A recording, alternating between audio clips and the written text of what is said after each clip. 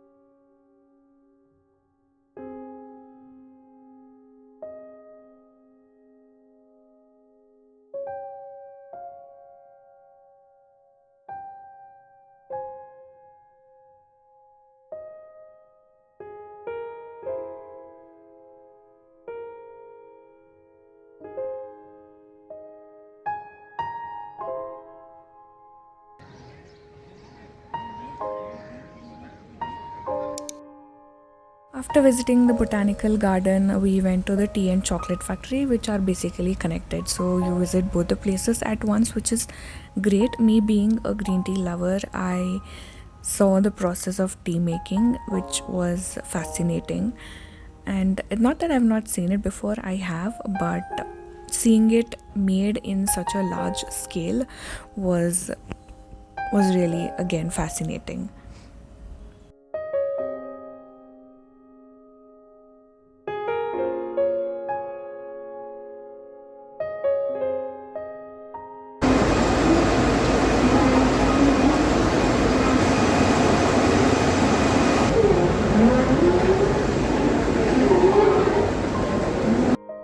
Both the factories, I mean both the tea and chocolate, they gave us samples of what's made there. So we got to have some tea and taste the chocolate. So we got some tea here. I got a huge box of green tea, which will last me, I think, for the rest of the year, to be honest. And the chocolates were also really, really yummy.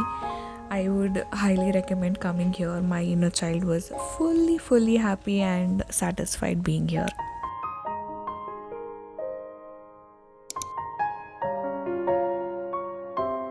Then we went to this place called Dodeta Peak, which is the highest point in all of Ooty, and you can see the view of the nearby places like Ooty and Kunur, and there is also an observatory from where you can get a better view, I guess. And it was pretty crowded, so we didn't go into the observatory, but we did see the viewpoints.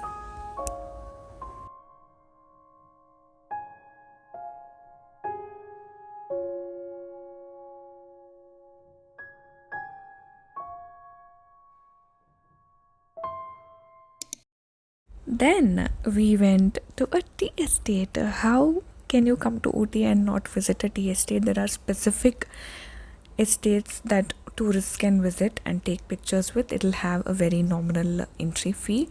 You just can't enter any tea estate as a tourist, so bear that in mind.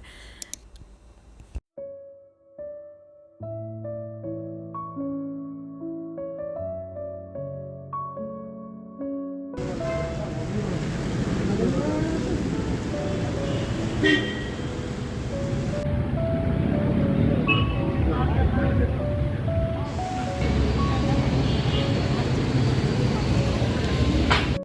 can be more perfect than a cup of hot chocolate on a rainy evening in Ooty at my favorite cafe, which is Sugar Dribble? And we also called for the same mushroom soup again, which I didn't film because you would find it boring.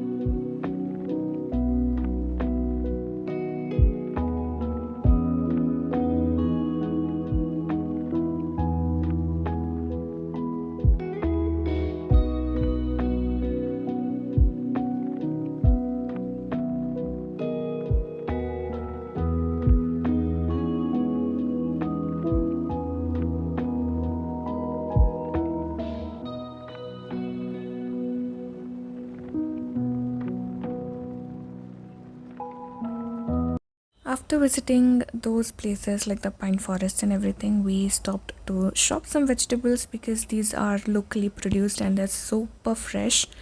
So we got a lot of them, and we also shopped for some floral things. Like we went to a nursery and we bought some seeds and everything. And while returning, we came through the Bandipur route and we saw so many deer and elephants.